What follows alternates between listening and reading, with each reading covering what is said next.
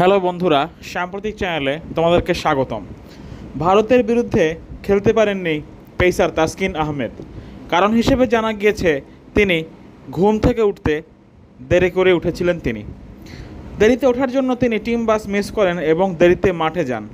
যদিও Bangladesh cricket board জানিয়েছে পুরো বিষয়টি কোচ জানেন এবং দলের পরিকল্পনা অংশ হিসেবে তাকে বসানো হয়েছিল, কিন্তু এবার বাংলাদেশের ক্রিকেট দল যেন এই ইতিহাস তৈরি করেছে। তারা সুপার 8-এ প্রবেশের পর একটি ম্যাচও জিততে পারেনি, হারের হ্যাট্রিক করেছে তারা। অন্যদিকে ভারতের বিপক্ষে দুই পেসার নিয়ে খেলানোর যে কারণ হিসেবে জানা গেল তা হলো তাসকিন আহমেদের ঘুমকাণ্ড। কেননা সুপার 8-এ ভারতের বিরুদ্ধে বাংলাদেশ দল খেলতে নামলেও তারা জিততে পারেনি। কিছুটা এক পেশে ম্যাচ জিতে যায় টিম ইন্ডিয়া। এই ম্যাচে খেলেননি তাসকিন আহমেদ। দল ঘোষণার পর থেকেই চমকে গিয়েছিল সবাই তাসকিনকে দেখতে না পেয়ে। মানুষ চিন্তা করছিল ইন্ডিয়ার বিরুদ্ধে কিভাবে একটা দুর্বল দল মাত্র দুই পেসার নিয়ে খেলতে যায়। এমনকি ব্যক্তিগতভাবে আমিও চিন্তা করছিলাম কী ব্যাপার, অ্যাটলিস্ট শরীফুল আহমেদ কিংবা তাসকিন আহমেদকে রাখা উচিত ছিল। একটি বিশ্বস্ত সংবাদ মাধ্যমের বরাত থেকে জানা যায় ভারতের ম্যাচের দিন দেরিতে ঘুম থেকে উঠেছিলেন তাসকিন, ফলে টিম বাস মিস করেন। তার জন্য টিম বাস কিছুক্ষণ অপেক্ষা করেছিল এবং তার সহকর্মীরা তাকে ফোন করলেও তিনি ফোনটি ধরেননি।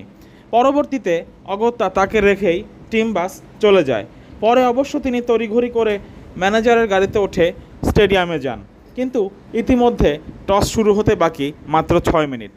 আইসিসির নিয়ম অনুযায়ী এত ক্লোজ কল সময় নিয়ে একটি প্লেয়ারকে দলে অন্তর্ভুক্ত করা যায় না, অর্থাৎ প্লেয়িং 11-এ অন্তর্ভুক্ত করা যায় না। পরবর্তীতে অবশ্য কোচ চন্ডিকা হাথুরে সিংহে জাকের আলী অনেককে খেলান পেসার তাসকিন আহমেদের পরিবর্তে, কিন্তু এটিও ঠিক কতটুকু চৌকস একটি পরিকল্পনা হয়েছিল এ নিয়ে প্রশ্ন ওঠে। কেননা জাকের আলী কখনোই তাসকিন আহমেদের রিপ্লেসমেন্ট হতে পারেন না, কারণ তিনি একজন এক্সপ্রেস ফাস্ট বলার। যদি তাসকিন আহমেদকে শাস্তিস্বরূপ তাকে ম্যাচে না নেওয়া হয়, তাহলে সেক্ষেত্রে শরীফুল আহমেদ কিংবা তানজিম সাকিব অলরেডি খেলেছিল বা অন্য কোনো পেসারকে তারা ইনক্লুড করতে পারত।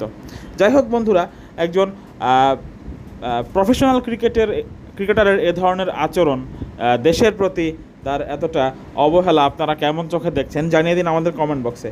যাই হোক, তারপরেও আমি ব্যক্তিগতভাবে চিন্তা করি যে বাংলাদেশ ক্রিকেট বোর্ড তাসকিনের মতো একজন ভালো প্লেয়ারের সঙ্গে যেন এই ব্যাপারটির রেশ ভবিষ্যতে না গড়ায়, এটি চিন্তা করছি। ধন্যবাদ।